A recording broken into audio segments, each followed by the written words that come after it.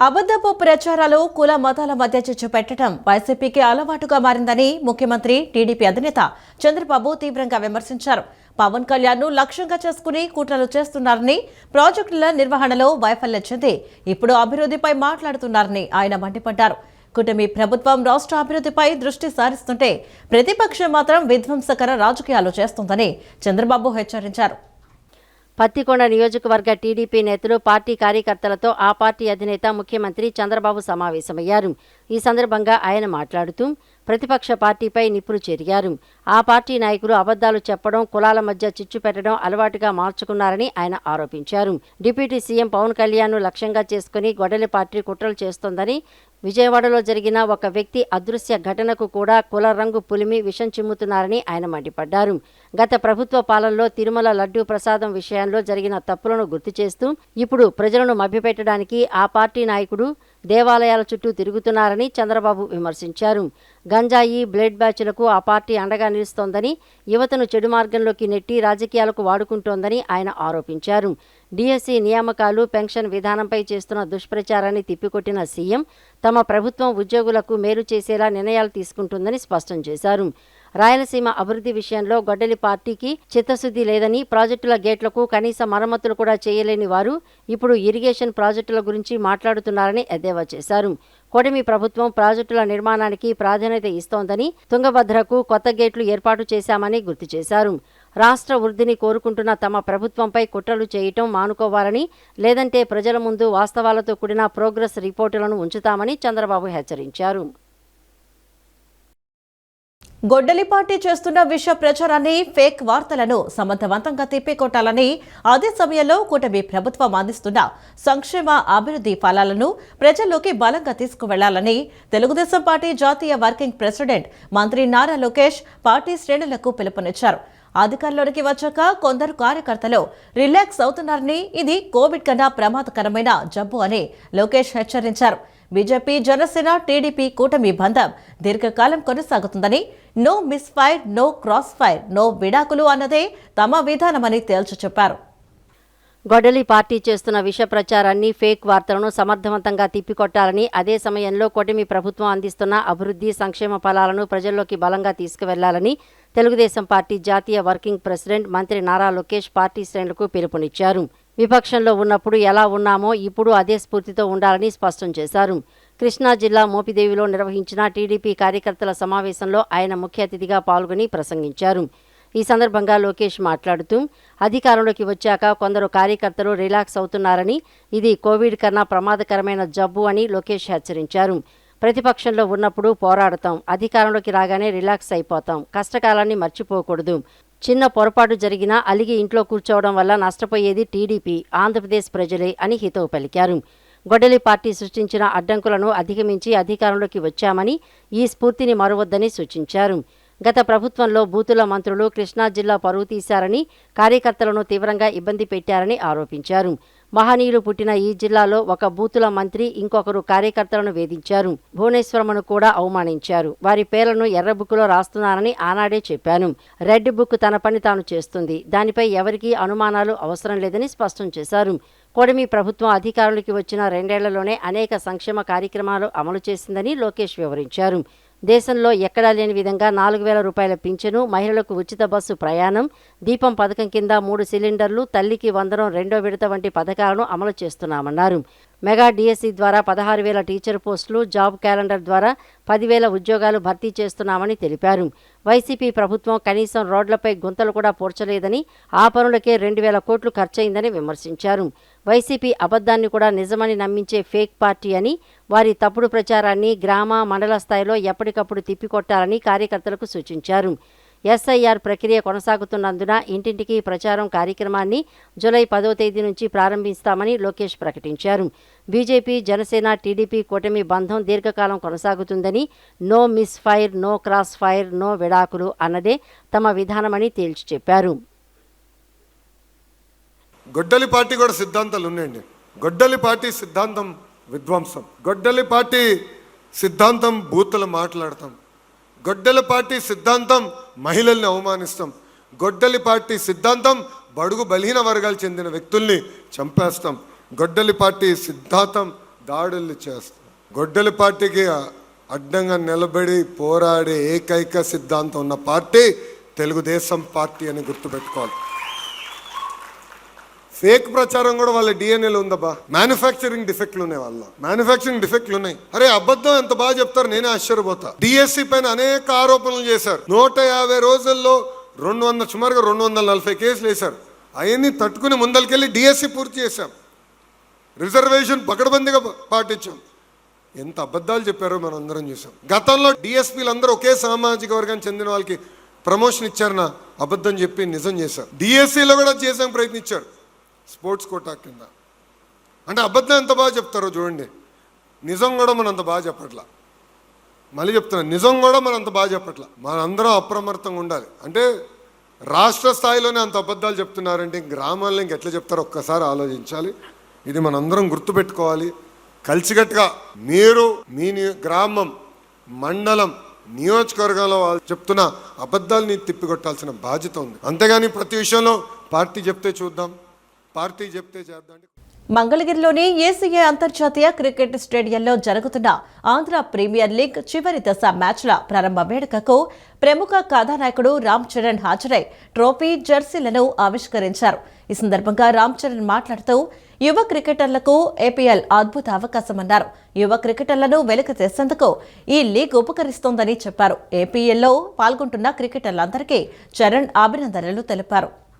ఆంధ్రప్రదేశ్ రాజధాని అమరావతి, పరిసర ప్రాంతమైన మంగళగిరిలో క్రికెట్ సంబరాలు క్రీడాకారులు, అభిమానుల్లో జోష్ నింపాయి. మంగళగిరిలోని ఏసీఏ అంతర్జాతీయ క్రికెట్ స్టేడియంలో జరుగుతున్న ఆంధ్ర ప్రీమియర్ లీగ్ 2026 చివరి దశ మ్యాచ్లు అభిమానులను ఆకట్టుకుంటున్నాయి.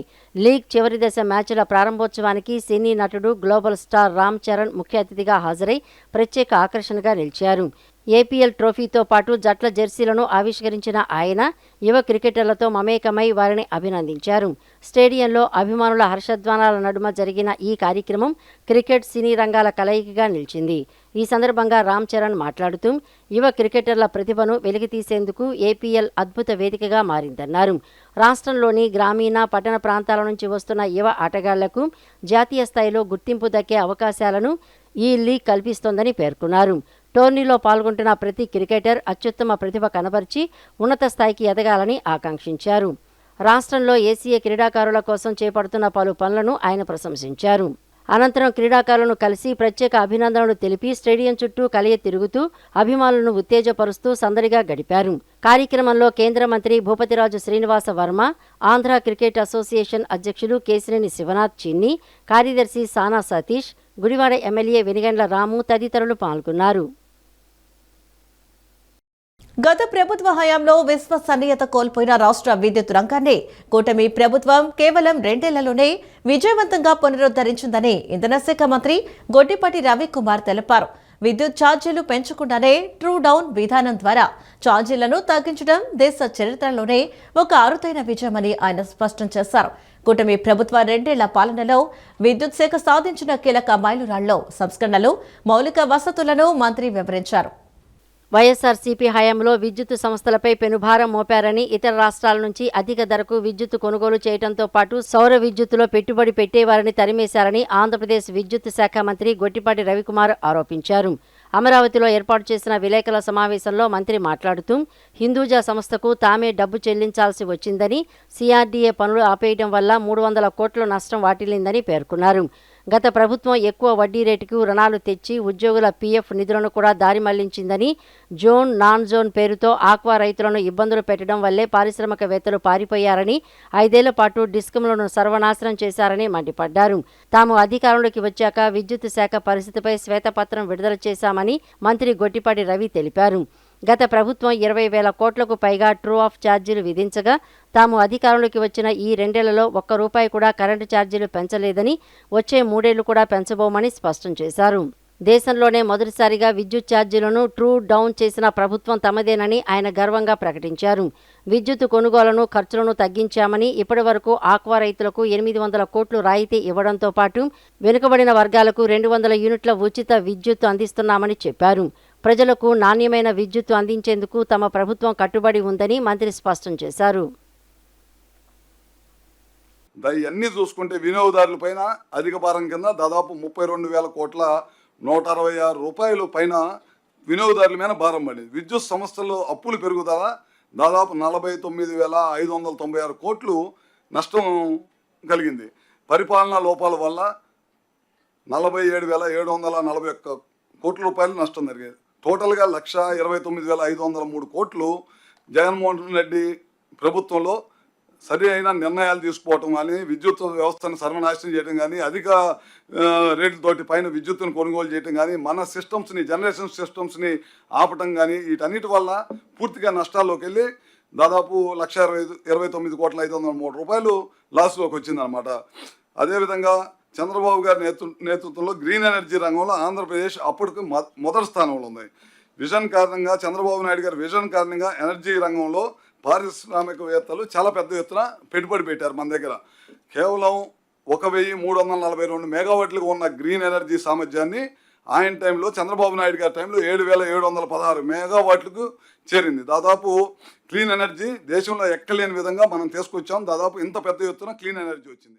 ఆంధ్రప్రదేశ్లో నూజివీడు నియోజకవర్గాన్ని అభివృద్ధిలో అగ్రగామిగా నిలిపేందుకు ప్రభుత్వం సమగ్ర కార్యాచరణతో ముందుకు సాగుతోందని సమాచార పౌర సంబంధాలు గృహ నిర్మాణ శాఖల మంత్రి కొలుసు పార్థసారథి తెలిపారు. సంక్షేమ పథకాల అమలులో పారదర్శకత, అవినీతి నిర్మూలనకు ప్రభుత్వం కట్టుబడి ఉందన్నారు. పేదలకు కేటాయించే గృహ స్థలాలు వారి ఉపాధికి అనుకూలంగా మౌలిక సదుపాయాలు కలిగిన ప్రాంతాల్లో ఉండాల్సిన అవసరం ఉందన్నారు. ఆంధ్రప్రదేశ్లో నూజివీడు నియోజకవర్గాన్ని అభివృద్ధిలో అగ్రగామిగా నిలిపేందుకు ప్రభుత్వం సమగ్ర కార్యాచరణతో ముందుకు సాగుతోందని సమాచార పౌర సంబంధాలు గృహ నిర్మాణ శాఖల మంత్రి కొలుసు పార్థసారథి తెలిపారు. విజయవాడ రూరల్ తాడిగడపలోని తన క్యాంపు కార్యాలయంలో బుధవారం నిర్వహించిన డైలివర్ ఎమ్మెల్యే కార్యక్రమంలో ఆయన నియోజకవర్గ ప్రజలతో నేరుగా మాట్లాడారు. దాదాపు 2 గంటల పాటు సాగిన ఈ కార్యక్రమంలో వందలాది మంది ప్రజలు ఫోన్ ద్వారా రోడ్లు, డ్రైనేజీలు, మంచినీటి సమస్యలు, భూ వివాదాలు, వృద్ధాప్య పెన్షన్లు, విద్యార్థుల సమస్యలను మంత్రి దృష్టికి తీసుకువెళ్లారు. ప్రజల ఫిర్యాదులను ఓపికగా విన్న మంత్రి వాటిని వెంటనే పరిష్కరించాలని అక్కడికక్కడే అధికారులను ఆదేశించారు. నియోజకవర్గంలో నిలిచిపోయిన అభివృద్ధి పనులకు ప్రభుత్వం నిధులు మంజూరు చేస్తుందని చెబుతూ నూజివీడు పట్టణ ట్రాఫిక్ సమస్య నివారణకు బైపాస్ రోడ్డు భూసేకరణ నిధులు విడుదలయ్యాయని, త్వరలోనే పనులు ప్రారంభమవుతాయని స్పష్టం చేశారు. అలాగే మామిడి రైతుల సమస్యల పరిష్కారానికి ప్రత్యేక సమావేశాలు నిర్వహిస్తున్నామని, పంట బీమాతో పాటు మామిడికాయల రక్షణకు కవర్ల పంపిణీ వంటి చర్యలు చేపడుతున్నామని మంత్రి పార్థసారథి వివరించారు. సార్, గత 6 ఏళ్లుగా ఏదైతే ప్రధాన రహదారి ఉందో నూజివీడు వయా పుత్తూరు ఏలూరు వెళ్లే దారి ఏదైతే ఉందో అది మరి బాగా పాడైపోయి అధ్వానంగా ఉంది సార్. దాదాపు 6 నుంచి 7 గ్రామాల ప్రజలు, అంటే దాదాపు సింహాద్రిపురం, పోతిరెడ్డిపల్లి, పర్లపొంట, ముద్దునూరు, నాకు దాని గురించి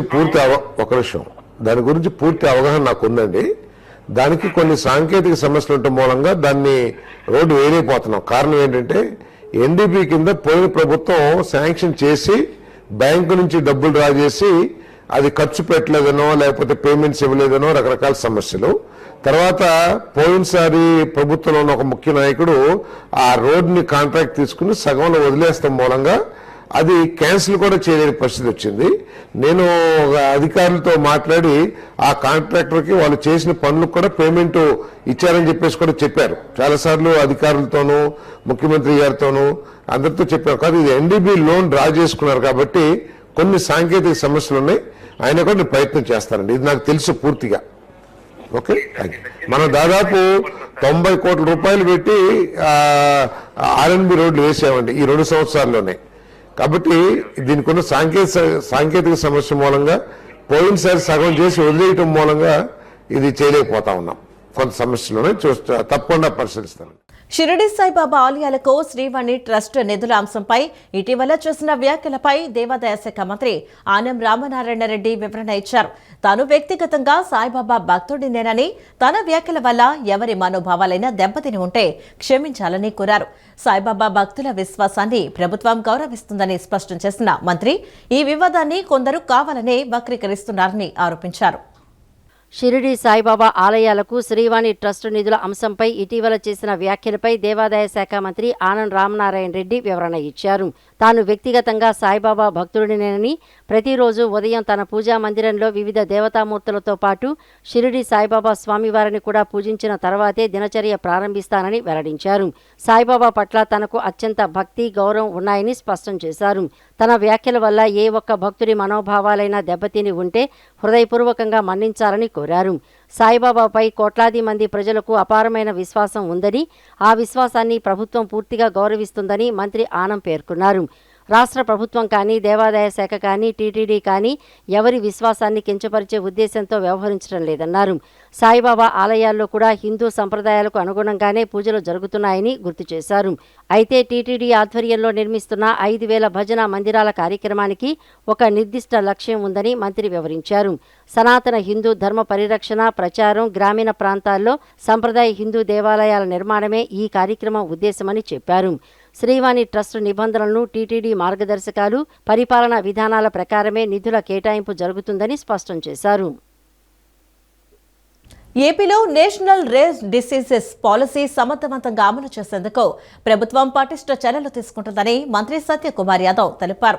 ఆర్థిక స్తోమత లేకపోయినా, వ్యాధి అరుదైనదైనా ప్రతి రోగికి వైద్యం అందాలన్నదే ప్రభుత్వ సంకల్పమని స్పష్టం చేశారు. అరుదైన వ్యాధులను ముందే గుర్తించేందుకు రాష్ట్రంలో యూనివర్సల్ నియోనాటల్ స్క్రీనింగ్ ప్రారంభించినట్లు తెలిపారు. ప్రత్యేక వైద్యం పరిశోధనల కోసం ఏపీలో 3 సెంటర్స్ ఆఫ్ ఎక్సలెన్స్ కేంద్రాలను గుర్తించామని, విశాఖ, విజయవాడ, తిరుపతిలో సెంటర్స్ ఆఫ్ ఎక్సలెన్స్ ఏర్పాటు చేయనున్నట్లు మంత్రి సత్యకుమార్ యాదవ్ తెలిపారు. పరిశోధనల కోసం PSU, CSR నిధుల వినియోగంపై ప్రత్యేకంగా దృష్టి సారించాలని DME అధికారులకు మంత్రి ఆదేశాలు జారీ చేశారు. కేంద్ర జాబితాలో లేని హంటింగ్టన్స్ వ్యాధిపై కూడా ప్రభుత్వం ముందస్తు చర్యలు తీసుకుంటోందని మంత్రి తెలిపారు. పాలసీ అమల్లో కేరళ వంటి రాష్ట్రాల ఉత్తమ పద్ధతులను అధ్యయనం చేయాలని అధికారులకు సూచించారు. బాధితుల ఆర్థిక భరోసా కోసం ప్రత్యేక నిధుల ఏర్పాటు అంశాన్ని సీఎం చంద్రబాబు దృష్టికి తీసుకువెళ్తామని మంత్రి సత్యకుమార్ యాదవ్ పేర్కొన్నారు.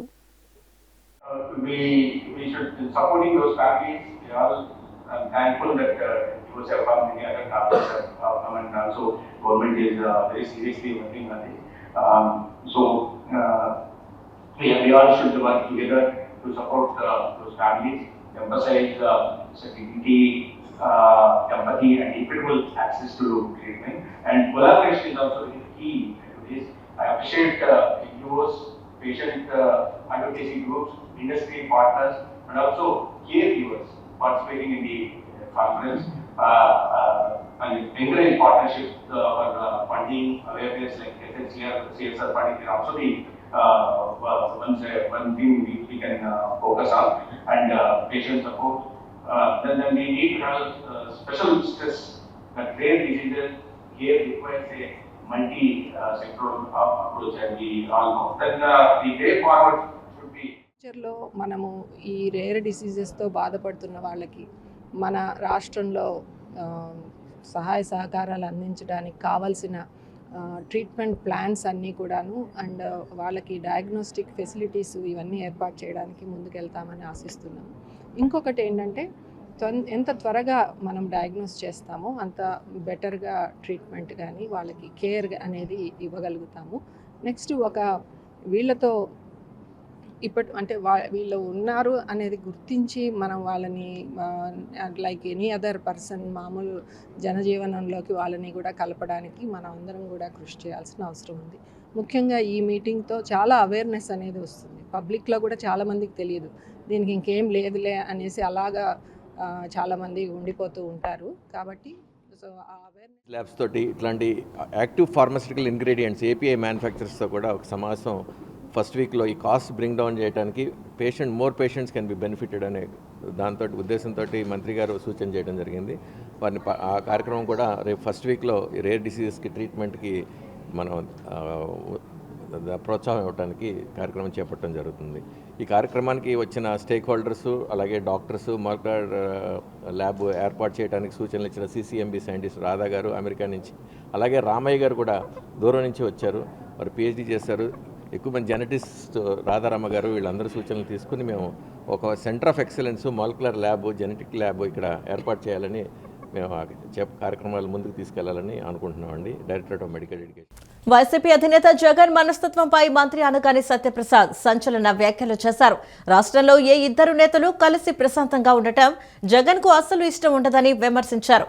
జగన్ ప్రవర్తన చూస్తుంటే మహేష్ బాబు స్పైడర్ సినిమాలోని విలన్ పాత్ర గుర్తుకొస్తుందని అన్నారు. సమాజంలో ఇబ్బందులు చూసి ఆనందించే సైకో విలన్లా జగన్ ప్రవర్తన ఉందని మండిపడ్డారు. మదనపల్లె సబ్ కలెక్టర్ కార్యాలయంలో ఫైల్స్ దగ్ధం కేసులో సిఐడి దర్యాప్తు పూర్తి కావచ్చిందని రాష్ట్ర రెవెన్యూ స్టాంపుల శాఖ మంత్రి అనగాని సత్యప్రసాద్ వెల్లడించారు. త్వరలో బాధ్యులపై చర్యలు తీసుకుంటామని ఆయన స్పష్టం చేశారు. బుధవారం తిరుపతి సమీపంలోని తిరుచానూరులో నూతన సబ్ రిజిస్ట్రార్ కార్యాలయాన్ని ప్రారంభించారు. అనంతరం ఆయన మాట్లాడుతూ రాష్ట్రంలో భూములు రీసర్వే 2.0 త్వరలో ప్రారంభమవుతుందని అన్నారు. వివాదంలో ఉన్న భూములను పరిష్కరిస్తామని ప్రజలకు ఆయన భరోసా ఇచ్చారు. మత్స్యకారుల సమస్యలను పరిష్కరిస్తున్నామని తెలిపారు. ఏడాది కిందట జరిగిన దామినేడు భూ వ్యవహారాన్ని ఉద్దేశపూర్వకంగానే తెరపైకి తెచ్చారని విమర్శించారు. తిరుపతిలో జరిగిన కూటమి సభ సక్సెస్ కావడంతో తనపై ఆరోపణలు చేస్తున్నారని వైసీపీ నేతలపై ఆయన మండిపడ్డారు.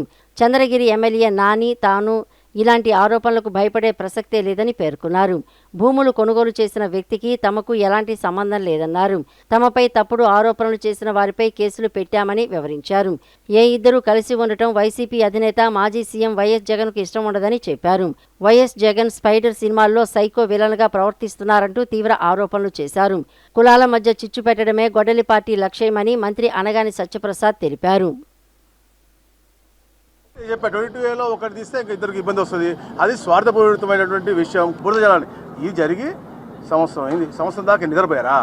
నేను అడుగుదాం. నేను యాక్చువల్లీ ఈవినింగ్ వాళ్ళు కూడా వస్తూ ఉన్నారు. ఎవరైతే గ్రీఫ్ ఉందో, ఎవరైతే ఒరిజినల్ ఓనర్స్ ఉన్నారో వాళ్ళు కూడా వస్తూ ఉన్నారు. దగ్గరికి వస్తానని చెప్పారు. ఇవాళ డెఫినెట్గా ఎవరికి ఏమన్నా హక్కు definite they are doors, they are open. Collector గారు ఆఫీస్ ఉంది, లేదంటే కోర్టుకు పోవచ్చు. దగ్గర అప్పీల్ చేయకుండా ఊరికైనా ఇద్దరు పోయి చెప్పిన వస్తే రిజిస్టర్డ్ డాక్యుమెంట్లు 150 ఉన్నాయి 100 సంవత్సరాల నుంచి తిరుపతిలోనే. కాబట్టి కోర్టుకు వెళ్ళి తెచ్చుకోవాల్సింది స్టే. ఎవరు ఉన్నారో చెప్పారు. అది సంథింగ్ డిఫరెంట్ ఇష్యూ. ఇది నా పర్సనల్లో ఈయన పర్సనల్ కావాలని మా ఎమ్మెల్యే గారినో లేకపోతే మమ్మల్ని ఇట్లా బురజాలంటే ఎట్టి బస్సులో ఒప్పుకునేది లేదు. దీన్ని తీవ్రంగా ఖండిస్తూ ఉన్నాం. అవసరమైతే కేసులు కూడా పెట్టి వాళ్ళపై డిఫమేషన్ కేసు ఆల్రెడీ వేస్తున్నారు. అలాగే అవసరం క్రిమినల్ కేసులు కూడా పెడతారు. ఎందుకంటే ఇది రిజిస్టర్డ్ డాక్యుమెంట్ ఉండగా నాది అంటే కాదు. దాని ప్రొసీజర్ ప్రకారంగా నువ్వు 30-50 సంవత్సరాలు తెచ్చుకోలేనివాడు ఇవాళ నువ్వు వచ్చి నాది ఎలా చెప్తావు? కోర్టులని నేను ధిక్కరించినాయి కాబట్టి నువ్వు చెప్తాను.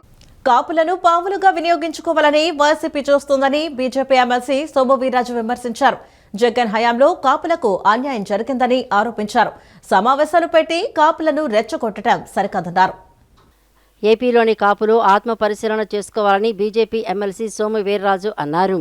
కాపులను పావులుగా వినియోగించుకోవాలని వైసీపీ చూస్తోందని విమర్శించారు. బొత్స సత్యనారాయణకు వైసీపీలో విలువ లేకుండా చేశారని తెలిపారు. బొత్స మంత్రిగా ఉన్నప్పుడు విజయనగరంలో ఆయన మేనల్లుడు శ్రీనివాసును దింపారన్నారు. శ్రీనివాసును విజయసాయిరెడ్డి ఎంకరేజ్ చేశారని చెప్పారు. కాపులను వైసీపీ వినియోగించుకుందని, గౌరవించలేదని పేర్కొన్నారు. కాపులకు రిజర్వేషన్ ఇవ్వబోమని జగన్ చెప్పడం సరికాదని సోము వీర్రాజు అన్నారు. జగన్ హయాంలో కాపులకు అన్యాయం జరిగిందని ఆరోపించారు. సమావేశాలు పెట్టి కాపులను రెచ్చగొట్టడం సరికాదన్నారు. కాపులని చెప్పడానికి ఎవరూ భయపడక్కర్లేదని అన్నారు. కాపులకు టీడీపీ సముచిత స్థానం ఇస్తోందని సోము వీర్రాజు స్పష్టం చేశారు. రాష్ట్రంలో ఉన్న కాపులు ఆత్మ పరిశీలన చేసుకోవాలి. ఒక కాపు ఇంట్లో విజయవాడలో ఇబ్బంది జరిగింది వాస్తవం. దానికోసం తప్పకుండా కాపులందరూ మాట్లాడాలి అనే విషయాన్ని ఈవేళ వైసీపీలో ఉన్న కాపు నేతలు సమావేశంలో అభిప్రాయాన్ని వెలిపించారు. మేము కాపుల కోసం పనిచేస్తాం అనే విషయాన్ని వాళ్ళు చాలా స్పష్టంగా తెలియజేశారు.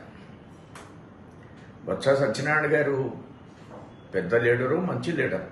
కానీ బొత్స సత్యనారాయణ గారు ఆయన మంత్రిగా ఉన్నప్పుడు ఆయనకి విజయనగరంలో ఆయన మేనల్లుడినే పోటీగా ఎంకరేజ్ చేశారు. బొత్స సత్యనారాయణ గారికే విలువ లేకుండా చేశారు వైసీపీ వాళ్ళు. ఇది వాస్తవం. బొత్స సత్యనారాయణ గారు కూడా ఆత్మపరిశీలన చేసుకోవాలి. శ్రీన్ అనే వ్యక్తిని జగన్మోహన్ రెడ్డి చాలా దగ్గరికి చేర్చుకున్నాడు. జిల్లా పరిషత్ చైర్మన్ ఇచ్చాడు. ఇచ్చి బొత్స సత్యనారాయణ ఉరికినే బొత్స సత్యనారాయణ గారు అంటే విలువ ఉంది అనే విధంగా ప్రవర్తన చేసేవారు. ఆయన కూడా ఆత్మగౌరవంగా ఎక్కడా విషయాన్ని బయట పెట్టేవాడు కాదు. ఇది ఆవేళ బొత్స సత్యనారాయణ గారికి ఉన్న విలువ.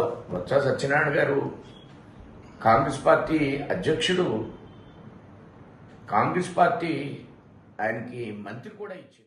సింగనగర్లోని ఎమ్మెల్యే కార్యాలయంలో శాసనసభ్యులు బోండా ఉమామహేశ్వరరావు సూచనల మేరకు P4 పథకంలో భాగంగా టీడీపీ యువ నాయకులు బోండా సిద్ధార్థ 59వ డివిజన్కు చెందిన కోరడ అరుణకు, 63వ డివిజన్ రాజీవ్ నగర్కు చెందిన డి కన్యాకశ్రీకి కుట్టు మిషన్లను అందజేశారు. ఈ సందర్భంగా బోండా సిద్ధార్థ మాట్లాడుతూ ముఖ్యమంత్రి నారా చంద్రబాబు నాయుడు నాయకత్వంలో రాష్ట్ర ప్రభుత్వం పేద కుటుంబాల ఆర్థికాభివృద్ధికి ప్రత్యేక ప్రాధాన్యత ఇస్తోందన్నారు.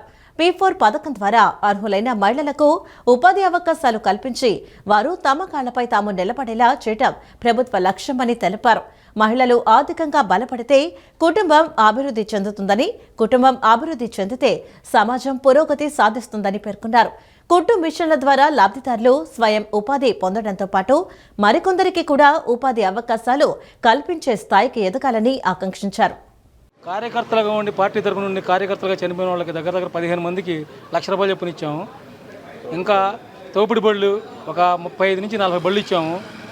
మా డివిజన్లో ప్రతిదీ కరెంటు స్తంభాల కాడ నుంచి కరెంట్ లైట్లు స్ట్రీట్ లైట్స్ కాడ నుంచి మురుక్కాల వరకు బోండమ్మ గారు ఏది చెప్తే ఆ పని చేపిస్తూ బోండమ్మ గారికి అన్ని విధాలు ధన్యవాదాలు తెలుపుకుంటున్నాం. డివిజన్లో ఏ సమస్య అయినా ముందు ఉమ్మన్న దగ్గర రాగానే దాన్ని ఒక్క రోజులోనే పరిష్కారం చేసే మా బోండమ్మ గారికి ముందుగా ధన్యవాదములు.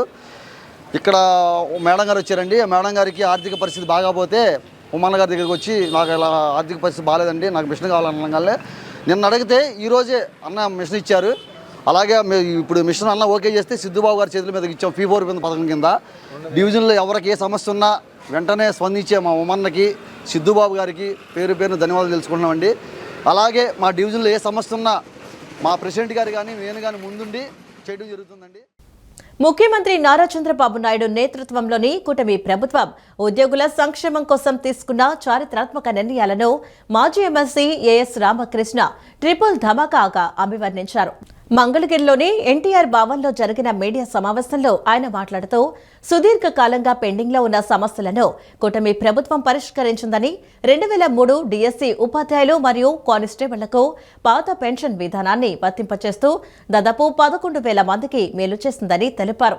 అలాగే ప్రభుత్వ రంగ సంస్థలు, కార్పొరేషన్లు మరియు గురుకులాల్లో పనిచేసే సుమారు 15,000 మంది ఉద్యోగుల పదవీ విరమణ వయస్సును 60 నుంచి 62 ఏళ్లకు పెంచుతూ దానిని 2022 జనవరి 1 నుంచే అమలు చేయాలని నిర్ణయించడం ఉద్యోగ వర్గాల్లో సంతోషాన్ని నింపిందని పేర్కొన్నారు. దీంతో పాటు విద్యాశాఖ సహా వివిధ విభాగాల్లో ఉన్న సుమారు 8,000 మంది కాంట్రాక్టు ఉద్యోగులను క్రమబద్ధీకరించే ప్రక్రియను వేగవంతం చేస్తామని, జగన్మోహన్ రెడ్డి హయాంలో జరిగిన అన్యాయాన్ని సరిదిద్దుతూ కూటమి ప్రభుత్వం ఉద్యోగుల పక్షాన నిలిచిందని ఆయన స్పష్టం చేశారు. టెట్ మినహాయింపు గురించి సుప్రీంకోర్టులో పిల్లేయలేదు అంటే ఈయన మనం న్యాయ పోరాటం చేద్దాం, మన ఎంపీలతోటి చట్టసవరణ చేపిద్దాం అని చెప్పని రాష్ట్ర ప్రభుత్వం పిల్లేయలేదా? రివ్యూ పిటిషన్ వేయలేదా? జగన్మోహన్ రెడ్డికి తెలియదా? లేకపోతే వాళ్ళ పార్టీకి సంబంధించినట్టు ఉపాధ్యాయుల సంఘాలకు తెలియదా? 62 రివ్యూ పిటిషన్లో మన రాష్ట్ర ప్రభుత్వం వేసినటువంటి పిటిషన్ కూడా ఉంది, వాటన్నిటిని కొట్టేసింది సుప్రీంకోర్టు. టెట్ రాయాల్సిందే, 2028 లోపల అందరూ టెట్ పాస్ అవ్వాల్సిందే అని చెప్పింది. నువ్వు ఎందుకని అబద్ధాలు ఆడుతున్నావు, అబద్ధాలు ఆడిస్తున్నావు? అందుకని నేను ఏం చెప్తున్నానంటే ఇవాళ నిన్న కాక మొన్న తీసుకున్నటువంటి రాష్ట్ర ప్రభుత్వ నిర్ణయం చాలా సాహసోపేతమైంది. ఒక పండగ ఇవాళ ఎంతమంది పండగ చేసుకుంటున్నారు? దాదాపు 11,715 మంది, 10,715 మంది ఇవాళ 2003 DSC వాళ్ళు కానివ్వండి, లేకపోతే కానిస్టేబుల్స్ కానివ్వండి, వాళ్ళందరూ కూడా ఇవాళ పండగ చేసుకుంటున్నారు OPS వచ్చినందుకు.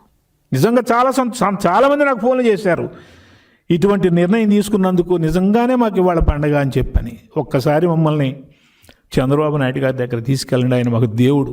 పవన్ కళ్యాణ్ గారి దేవుడు, లోకేష్ గారి దేవుడు, మోడీ గారి దేవుడు. ఇటువంటి నిర్ణయాలు తీసుకోవటం కూటమి ప్రభుత్వం వల్లనే సాధ్యమని చెప్పని నమ్ముతా ఉన్నారు ఇప్పుడు వాళ్ళు. ఎందుకంటే వాళ్ళు జగన్మోహన్ రెడ్డి ప్రభుత్వంలో మోసానికి గురైనటువంటి విషయాన్ని గుర్తు తెచ్చుకుంటా ఉన్నారు.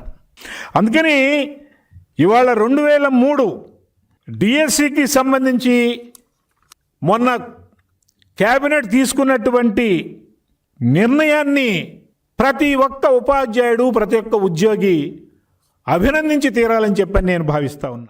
వైసీపీ హయాంలో మద్యం అమ్మకాల్లో జరిగిన అక్రమాలు, హవాలా దందాపై ఎన్ఫోర్స్మెంట్ డైరెక్టరేట్ చేపట్టిన దర్యాప్తులో విస్తుపోయే నిజాలు వెలుగులోకి వచ్చాయని AP biodiversity board chairman Neelayipalem Vijay Kumar పేర్కొన్నారు. మంగళగిరిలోని టీడీపీ కేంద్ర కార్యాలయంలో ఆయన మాట్లాడుతూ, రాష్ట్ర ప్రభుత్వం నియమించిన సిట్ దర్యాప్తులో వెల్లడైన అక్రమాలు ఇప్పుడు ఈడీ అరెస్టులతో అక్షరాల నిజమని తేలాయని విమర్శించారు. మద్యం రవాణా ఛార్జీలను అశాస్త్రీయంగా పెంచి ఆ సొమ్మును షెల్ కంపెనీల ద్వారా విదేశాలకు తరలించారని, ఈ కుంభకోణంలో మాజీ మంత్రి కారుమూరి నాగేశ్వరరావు కుమారుడు సునీల్ కుమార్, కసిరెడ్డి రాజశేఖర్ రెడ్డి వంటి వారు కీలక పాత్ర పోషించారని ఆరోపించారు. కేవలం సిగ్నల్ యాప్ ద్వారా రహస్య సంభాషణలు జరుపుతూ అక్రమంగా వసూలు చేసిన వందల కోట్ల రూపాయలను తమ కుటుంబ సభ్యుల ఖాతాల్లోకి మళ్లించారని ఆధారాలతో సహా ఈడీ బయటపెట్టిందని తెలిపారు. వైసీపీ యొక్క హవాలా పునాదులు కదులుతున్నాయనేది స్పష్టం. ఎందుకంటే స్పష్టంగా చెప్తా అంటే ఈడీ దాదాపు నెక్స్ట్ మనం ఇంకొక రాగల 15 మినిట్స్లో మనం మొత్తం మాట్లాడుకుందాం. లూటీ చేసిన వేల కోట్ల సొమ్ము ఎక్కడికి పోయింది, ఎవరి దగ్గర చేరింది, ఎక్కడ పోగయ్యింది అనే దీంట్లో స్పష్టంగా ఒక అంచనాకు వచ్చింది ఈడీ అని మనకు తెలుస్తోంది. సో ఈడీ దూకుడు ఎలా ఉందంటే, గొడ్డలిపాటిలోని మద్యం ముఠాలకు రాష్ట్ర నివేదిక ఆధారంగా రంగంలోకి దిగిన ఈడీ మనీ లాండరింగ్ గుర్తు చేస్తూ వరుస అరెస్టులకు తెరలేపడంతో వైకాపా నేతల అవినీతికి కాలం చెల్లింది అని పూర్తిగా తెలుస్తోంది. ఈ కుంభకోణానికి మేజర్ వ్యూహకర్త, స్ట్రాటజిస్ట్ అంటారు కదా, కసిరెడ్డి రాజశేఖర్ రెడ్డి గారు. చాలాసార్లు ఈ మధ్యకాలంలో పేరు ఉంటారు. మేము ఎన్నికల ముందే ఈ పేరు చెప్పాం. ఎక్కడంటే ఐప్యాక్ అని మనం వినుంటాం కదా. ఐప్యాక్కి 272 కోట్ల రూపాయల ప్రభుత్వ ధనాన్ని ఎలా గ్రామ వార్డు సచివాలయాలు, మనం సచివాలయాలు అంటున్నాం కదా, ఈ వైసీపీ ఎన్టీఆర్ జిల్లా అధ్యక్షులపై విజయవాడ తూర్పు టీడీపీ డివిజన్ అధ్యక్షులు తీవ్ర స్థాయిలో విమర్శలు గుప్పించారు. ప్రజాసేవ ఎలా చేయాలో ఎమ్మెల్యే గద్దె రామ్మోహన్ చూసి నేర్చుకోవాలని హితవు పలికారు. 35 సంవత్సరాల రాజకీయ జీవితం ఉన్న ఎమ్మెల్యే గద్దె రామ్మోహన్ పై కార్పొరేటర్ కూడా కాని అవినాష్ అవాకులు చవాకులు పెళ్లటం హాస్యాస్పదమన్నారు. 35 సంవత్సరాల పాటు రాజకీయ జీవితంలో ఉంటూ ప్రజలకు సేవ చేస్తున్న ఎమ్మెల్యే గద్దె రామ్మోహన్, గద్దె అనురాధ గురించి మాట్లాడేటప్పుడు వైసీపీ నేతలు ఒళ్ళు దగ్గర పెట్టుకుని మాట్లాడాలని టీడీపీకి చెందిన డివిజన్ అధ్యక్షులు పేర్కొన్నారు. పటమట అశోక్ నగర్లోని తూర్పు నియోజకవర్గ ఎమ్మెల్యే కార్యాలయంలో విలేకరుల సమావేశం జరిగింది. వైఎస్ఆర్సీపీ ఎన్టీఆర్ జిల్లా అధ్యక్షుడు దేవినేని అవినాష్ చేసిన వ్యాఖ్యలపై టీడీపీ తూర్పు డివిజన్ల అధ్యక్షులు ఈ సమావేశంలో పాల్గొన్నారు. 6వ డివిజన్ పడాల గంగాధర్, 2వ డివిజన్ దాసరి గాబ్రియేల్, దయాల శిరీషా గాంధీ తదితరులు మాట్లాడారు. గద్దె రామ్మోహన్, గద్దె అనురాధ ఫ్యామిలీ గురించి అవినాష్కు ఏమి తెలుసని మాట్లాడుతున్నారని వారు ప్రశ్నించారు. ఎమ్మెల్యే గద్దె రామ్మోహన్ సొంత వ్యాపారాలు చేసి అందులో సంపాదించిన సొమ్మును నియోజకవర్గ ప్రజల సంక్షేమానికి ఖర్చు చేస్తున్నారని తెలిపారు. వైసీపీ నాయకుల మాదిరిగా గంజాయి ప్యాకెట్లు అందచేసి ఎవరిని ర్యాలీలకు తీసుకువెళ్లడం లేదన్నారు. ఎమ్మెల్యే గద్దె రామ్మోహన్పై వైసీపీ నాయకులు చేస్తున్న విమర్శల్లో వాస్తవాలు లేవని ఉద్ఘాటించారు. వైసీపీ నాయకులు కలలు కంటున్నారని, గద్దె రామ్మోహన్ ఎన్నిసార్లు ఎమ్మెల్యేగా పోటీ చేసినా ఆయనే గెలుస్తారని పేర్కొన్నారు.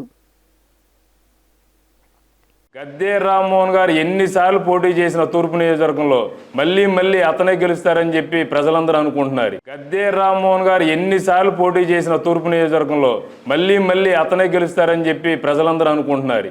ముందు తెలుసుకొని, వాస్తవాలు తెలుసుకొని మాట్లాడండి. ఇదే పార్టీ ఆఫీస్ దాడిలో మీరు ఎంతమందిని పంపించారు, వాళ్ళ పేర్లు నేను చెప్పనా? మీరు అధికారంలో ఉన్నప్పుడే పబ్లిక్గా మీ వెనకాల తిరిగే కుర్రోళ్ళ పేర్లు మొత్తం వేశారు, మీ పార్టీ అధికారంలో ఉన్నప్పుడే. అది వాస్తవం కాదా? దాని గురించి అవివేకం అంటున్నారు. ఏ విధంగా అవివేకం? మీరు కారుల్లో కొండ చుట్టూరుతో ఉన్న నాయకుల్ని, కార్యకర్తలను తీసుకెళ్ళి పార్టీ ఆఫీస్ ముందు మీరు కారులో ఉండి పర్యవేక్షించారు. అది అబద్ధం కాదా? నిజం కాదా? ఏ రకంగా చెప్తారండి అవివేకం అని? పబ్లిక్కి పేర్లు వచ్చినాయి. ముఖ్య అనుచరుడు నిన్నగాక మొన్న అతనికి బాగోలేకపోతే మీరు వెళ్ళి డబ్బులు ఇచ్చారు. అతనే 50 మంది కుర్రలను తీసుకెళ్ళాడు. పేరులో సహా మళ్ళీ వివరించమంటారా? మా గురించి మాట్లాడే అర్హత కానీ, తెలుగుదేశం పార్టీ నాయకుల గురించి కానీ, మా గద్దె రామ్మోహన్ గారి గురించి మాట్లాడే అర్హత మీకు లేదని చెప్పి సందర్భంగా తెలియజేస్తాను.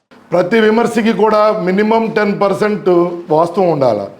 అసలు 100% వాస్తవం లేని వార్తలను మీరు ప్రచురిస్తూ ఇలా చెప్పుకొని చేస్తే 155 మధ్యలో 5 పీకేసి 1 ఉంచారు. అది కూడా లేకుండా చేయాలని మీ నాయకుడికి మీరు ఇవ్వాలనుకుంటున్నారేమో గిఫ్ట్. దానికి ఎటువంటి ఇబ్బంది లేదు. కులాలను బట్టి, మతాలను బట్టి, ప్రాంతీయతను బట్టి రాజకీయాలు చేసేటువంటి పార్టీ తెలుగుదేశం పార్టీ కాదు. అలాగే గద్దె రామ్మోహన్ గారి ఫ్యామిలీ కాదు.